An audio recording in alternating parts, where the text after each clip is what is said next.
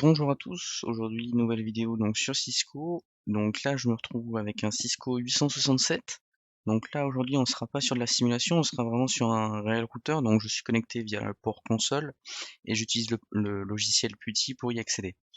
Aujourd'hui je vais vous montrer comment donc configurer et accéder à l'interface web de cet équipement. Et il faut savoir que prochainement, je vous ferai la même vidéo sur un 1117 et je vous montrerai en même temps la configuration d'une carte SIM avec la mise en place de l'APN pour le connecter à Internet. Donc là, on est sur mon Cisco. Donc comme je vous ai dit, hein, on peut le vérifier, mais je fais un choix version, mais voilà. Donc c'est un Cisco 860. Voilà, donc vous en avez la preuve ici.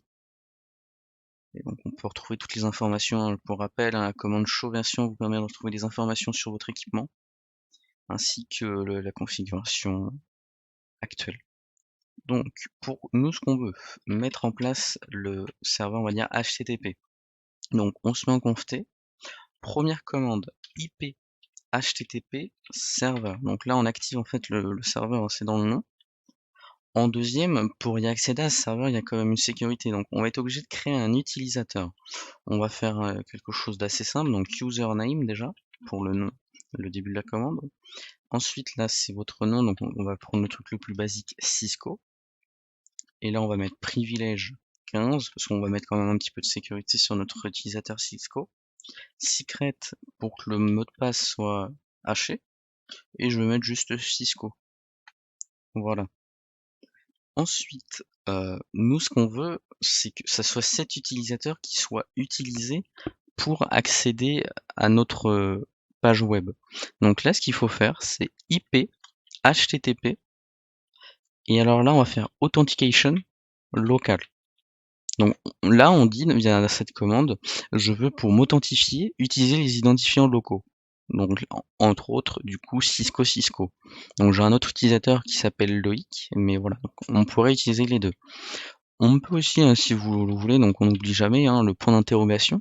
Et vous voyez, il y a quand même assez de choses qui sont intéressantes. Donc vous pouvez faire les TLS versions, des secure ports, vous pouvez changer hein, si vous souhaitez le port d'écoute et tout. Voilà, donc vous pouvez faire juste tout simplement le port hein, si vous voulez, mais voilà. Nous, on va vraiment juste faire le plus basique, le plus simple pour vous. Donc là, on est dans une configuration basique. Il faut savoir aussi que j'ai fait un petit serveur DHCP sur... Alors attendez, non, showrun. J'ai fait un serveur DHCP qui va pouvoir me donner sur mon PC actuellement une adresse IP. Donc là, vous pouvez voir, hein, donc 192.168 et .1.254. Donc, je copie-colle. On est parti. Et donc là, voilà, page de connexion. Donc, on va faire l'identifiant Cisco. Alors, oui, non, j'ai oublié le mot de passe. J'ai été trop rapide. Donc, Cisco. Et voilà, donc là, on est sur la page de connexion de notre équipement. Je vais la mettre en grande. Voilà, donc là, vous êtes maintenant sur la page de connexion de votre routeur. Vous êtes connecté en web, donc on va faire No. Vous êtes actuellement connecté en web sur votre équipement et vous allez pouvoir l'administrer via l'interface web. Alors après, bien sûr, vous faites ce que vous voulez, mais soit en commande ou non. Donc là, maintenant, je vais vous présenter les différentes parties et sans rentrer dans le détail, je vais vous montrer à quoi ça ressemble. Alors il faut savoir qu'il y a quand même, ce que j'ai constaté, il y a quand même quelques petites lenteurs, mais c'est normal, hein, l'équipement il date pas d'hier, il est un peu plus vieux, donc voilà. Alors vous allez voir, cette page apparaît souvent, donc vous faites No, c'est le mieux. Et donc là, je vais vous présenter chaque partie. Ici, donc là, c'est là où vous pouvez naviguer entre les menus. Et donc là, nous, on est dans Basic Settings. Donc d'abord le host name. Donc, alors attendez, je vais laisser cette page-là parce que vous allez voir, j'ai activé l'historique. En fait, l'historique des commandes est activé par défaut. Donc, hop, voilà. Ah oui, attendez.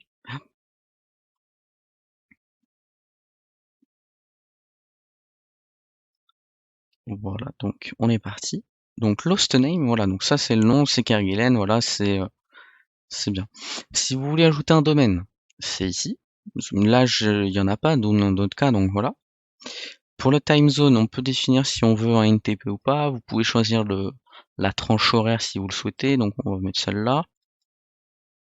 Est-ce que concrètement ça va changer quelque chose? Je ne pense pas, mais on peut apply. Si vous avez, ouais, oubliez pas de faire apply. Et donc là, vous voyez, moi, donc dans l'historique, on voit system clock has been modified. Update to. Voilà, donc c'est comme ça que vous pouvez le voir. Ensuite, vous avez le DHCP donc, que j'ai configuré en ligne de commande. Vous pouvez le retrouver ici. Vous pouvez même le modifier si vous le souhaitez. Vous pouvez même par exemple changer les DNS. Là, par exemple, on va ajouter le 4x9 de Quad9, du coup, pour ceux qui ne le connaîtraient pas. On fait OK. Voilà, vous avez toujours ce applying qui apparaît. Et voilà, donc là, configurer le format HTTP, on voit qu'il y a une modif de fait. Donc c'est pour ça que c'est assez bien d'activer ça. On peut même faire plusieurs DHCP si vous le souhaitez, mais nous on va pas le faire. Interface, on va aller voir ça. Donc ça va résumer en fait un peu à la même manière que le show IP int. Regardez, je vais vous faire un comparatif entre les deux. Donc show IP intbr, donc pour show adresse IP, show IP les interfaces mais en brief. Et alors là, du coup, voilà, vous pouvez afficher le VLAN 20, parce qu'il n'y a que lui qui est configuré en IP. Après, j'ai fait un switch port, mais voilà. Et donc, vous pouvez voir ce qui est connecté, ce qui est up. Donc là, dans le cadre du Gigabit Ethernet 1, on regarde Gigabit Ethernet 1, c'est up. Donc le operational status, ça correspond au status qui est ici. Vous pouvez voir si vous pouvez les configurer ou pas. Donc là, par exemple, le port sur lequel je suis branché, je pourrais l'administrer, je pourrais lui mettre une description. Donc là, on peut mettre port PC, par exemple. Donc là, static address, voilà, on va le laisser tel quel. On peut changer le VLAN d'administration sur lequel il est. Port fast, on ne touche pas non plus. On peut changer le duplex si on le souhaite. Voilà, ici, donc half full ou auto. Et ainsi que la vitesse. Donc nous, on va laisser, voilà. Donc, sachant que j'ai ajouté une description, il l'applique. Et donc nous, là, ce qu'on peut faire, on peut aller faire un showrun et aller voir l'interface en question. Donc, j'ai pas filtré le showrun, j'aurais peut-être dû. Et là, vous voyez, interface Gigabit Ethernet 1. Et là, on a description port PC. Donc, on voit bien la description qui est mise. Donc là, vous voyez, c'est pas mal. Pareil, on imagine vous avez deux WAN. Donc là, vous aurez le WAN en primaire qui est configuré. Donc notre configuré. Donc là, mon routeur est actuellement pas connecté à Internet. Mais là, ça vous aurait affiché le port sur lequel vous avez Internet en priorité. Et si vous aviez un deuxième WAN, ça vous l'aurait affiché le deuxième juste ici.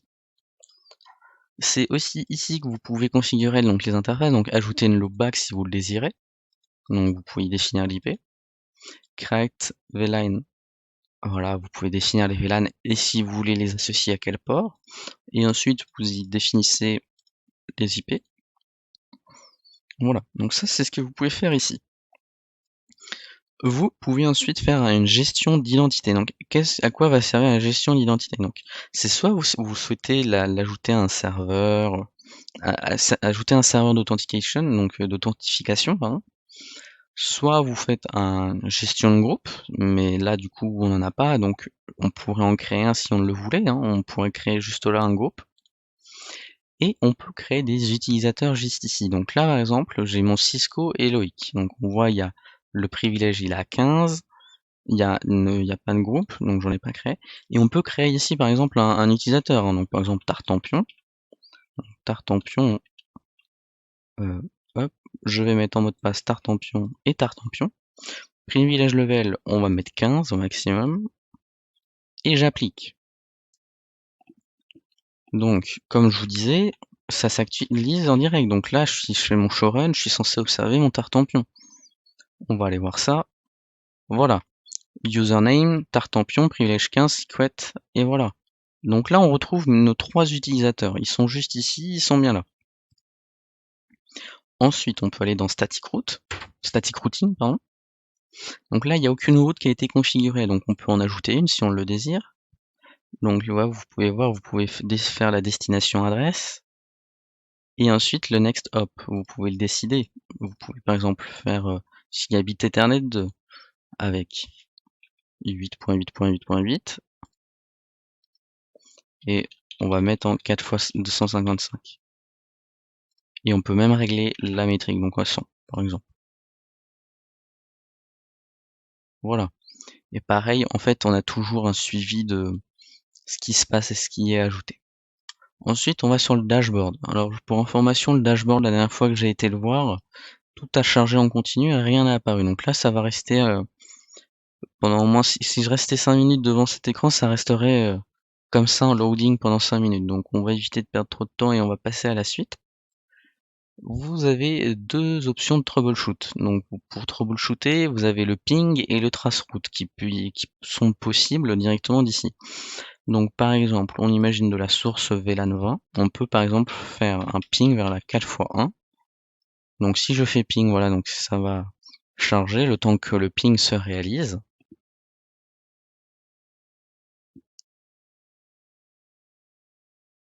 Et voilà, donc là, bon, comme je vous l'ai dit, il n'est pas connecté à Internet, donc c'est normal. Ensuite, on peut passer à Configure CLI. Alors là, je vous avoue, je comprends pas trop l'intérêt si vous passez par là et que vous avez en même temps l'accès au port console, parce que là, concrètement, vous tapez les commandes directement ici, j'ai envie de dire. Mais là, en soi, vous pouvez du coup configurer en CLI votre terminal. Donc par exemple, on peut imaginer faire directement juste un conft peut-être. Enter, voilà, donc vous voyez, donc là maintenant vous êtes en conft. Donc voilà, donc là vous pouvez désirer, si vous le désirez, faire les CLI juste ici. Ensuite, vous pouvez ajouter vos identifiants Cisco professionnels si vous souhaitez que ça soit connecté. Alors dans Security, là vous allez pouvoir y retrouver la création des zones LAN, des DMZ si vous le désirez. Donc par exemple, je dis que le VLAN 20 c'est une zone DMZ, on pourrait. Mais on va pas le faire, on va faire en zone LAN 1 et par exemple on peut mettre ATM 0 en ATM. On n'oublie pas de apply parce que sinon ça rentre pas en compte. Voilà. Une fois que c'est apply, on peut aller voir la suite. Donc là vous allez voir, il va y avoir plusieurs choses. Voilà. Vous avez les policies qui sont juste ici. Alors après vous avez la possibilité de créer des VPN, mais là donc il n'est pas connecté à internet donc c'est impossible. Mais depuis ici vous auriez pu créer un VPN IPsec ou autre. La dernière fois que je suis allé là, ça m'a fait cracher, donc je vais pas y aller. Et là, vous pouvez faire du NAT. Si vous désirez, vous pouvez faire la translation d'adresse et de port. Si vous le désirez, donc ça ici, dans Security et Static NAT. Vous voyez, là même dans Static NAT, ça charge en continu. Donc, je vais ouvrir une nouvelle fenêtre. Ouais.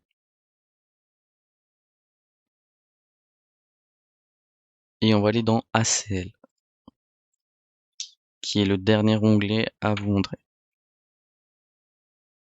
Et là, vous pouvez voir du coup en attendant que si je fais vraiment afficher la configuration, alors voilà, il l'affiche réellement. Là, c'est concrètement ce qui se passe. Vraiment, on peut voir qu'il a créé mes utilisateurs, si j'avais changé les DNS ici, il les aurait changés immédiatement. Donc ça, c'est vraiment important. Et donc là, voilà. Donc là, vous pouvez voir les ACL, donc j'en avais créé une justement, et vous pouvez la modifier et changer la source adresse si vous voulez que ça soit du standard ou étendu, si vous voulez autoriser ou refuser, et voilà. Donc là, vraiment, je vous ai fait une présentation plutôt globale de l'interface graphique. Il y a un point qui est extrêmement important, c'est lorsque vous avez fini de l'utiliser, il faut le désactiver parce que le laisser activer, c'est quand même une grosse faille de sécurité qui est énormément exploitée par les pirates. Donc c'est quelque chose dans lequel vous devez le faire désactiver. Donc n'hésitez pas à refaire un no de nos commandes. Donc si je souhaitais le faire, et je vais le faire pour le désactiver. Donc on imagine que je suis en fin d'installation. Je peux faire un no IP HTTP serveur. Alors attendez, oui, en conft bien évidemment. Donc no IP HTTP serveur. Et alors après, voilà, les autres automatiquement c'est bon. Mais si je rafraîchis ici, voilà, ça va charger en continu. Et voilà, donc ce site n'est n'autorise pas la connexion. Voilà, donc là, fin d'installation, fin de configuration. J'enlève le serveur et donc là, ça fait une faille de sécurité en moins. Voilà, j'espère que cette vidéo vous a plu. Je vous dis à très bientôt pour une nouvelle vidéo sur Cisco ou sur un autre sujet et je vous dis à plus tard.